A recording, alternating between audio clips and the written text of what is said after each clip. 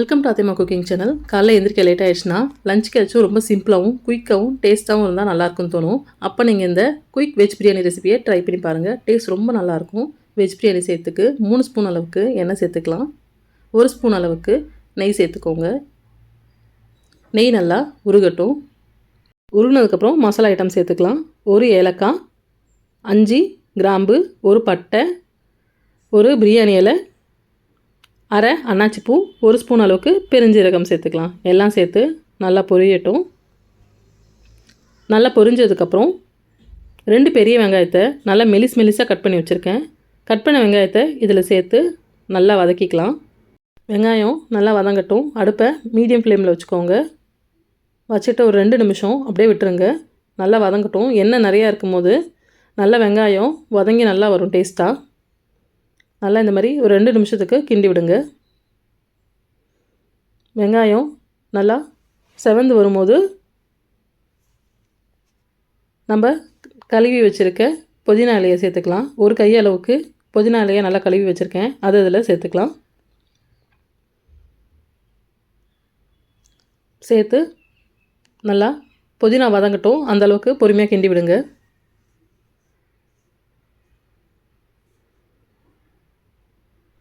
அவ்வளோதான்.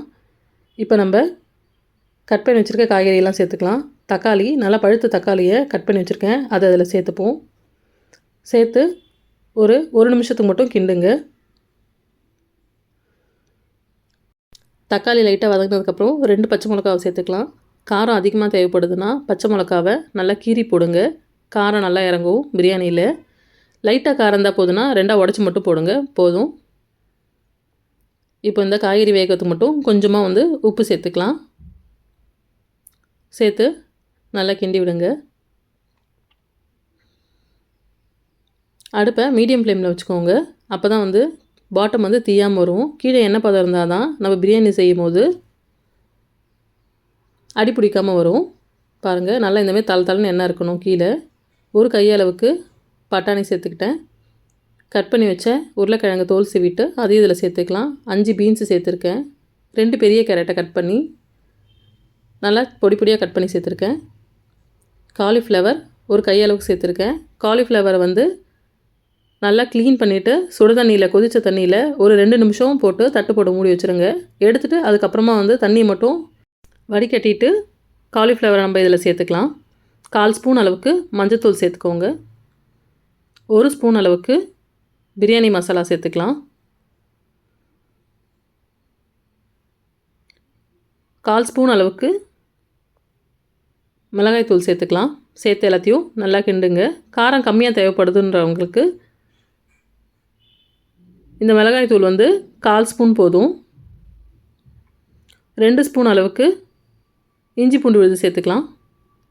சேர்த்துட்டு நல்லா இஞ்சி பூண்டு வாசனை போகட்டும். அந்த அளவுக்கு நல்லா பொறுமையாக கிண்டி விடுங்க. இஞ்சி பூண்டு பேஸ்ட்டு வாசனை போனதுக்கப்புறம் நம்ம தண்ணி சேர்த்துக்கலாம். இந்த டம்ளாரில் 3 டம்ளார் அளவுக்கு நான் அரிசியை அரை மணி நேரத்துக்கு முன்னாடியே ஊற வச்சுருந்தேன்.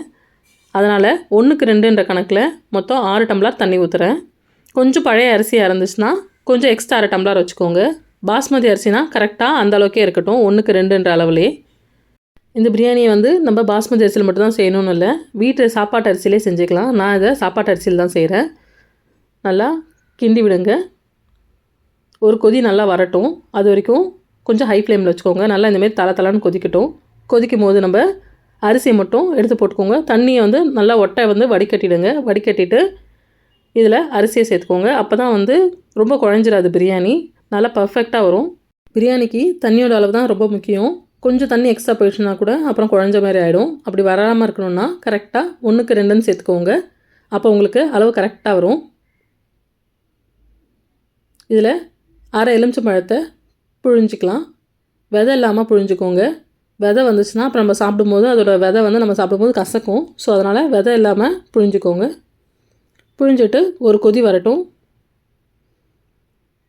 பாருங்கள், நல்லா இந்தமாரி தளன்னு கொதிக்கணும். கொதித்ததுக்கப்புறம் நம்ம குக்கரை மூடிக்கலாம். மூடிட்டு ஹை ஃப்ளேமில் வைங்க.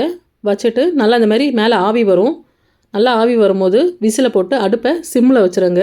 சிம்மில் வச்சுட்டு கரெக்டாக 10 நிமிஷம் கழித்து ஆஃப் பண்ணிவிட்டு அதில் வந்து ஸ்டீம் அடங்கினதுக்கப்புறம் நம்ம குக்கரை ஓப்பன் பண்ணிக்கலாம். பாருங்கள், ரொம்பவே சூப்பராக ரொம்ப சீக்கிரமாக இந்த பிரியாணி செஞ்சிட முடியும். பாருங்கள், நல்லா பொல பொலன்னு வந்திருக்கு. பாருங்கள், கொஞ்சம் கூட அடியே பிடிக்கல. இந்த மாதிரி ரொம்ப சாஃப்டாக கிண்டி விடுங்க. அப்போ தான் வந்து சாதம் வந்து ரொம்ப குழையாமல் வரும். பாருங்கள், ரொம்பவே சூப்பராக வந்துடுச்சு பிரியாணி. இதை லஞ்சுக்கு கொடுத்தீங்கன்னா குழந்தைங்க ரொம்ப விரும்பி சாப்பிடுவாங்க. ஆஃபீஸ் போகிறவங்களுக்கும் நல்லா டேஸ்ட்டாக வச்சு சாப்பிட்ட மாதிரி ரொம்ப ஃபுல்லிங்காக இருக்கும். அவ்வளோதான். இந்த பிரியாணிக்கு நல்லா பக்கோடாவும் ரைத்தாவும் சாப்பிட்டு பாருங்கள், ரொம்ப சூப்பராக இருக்கும். அவ்வளோதான், சூப்பரான சுவையில் வெஜ் பிரியாணி தயார்.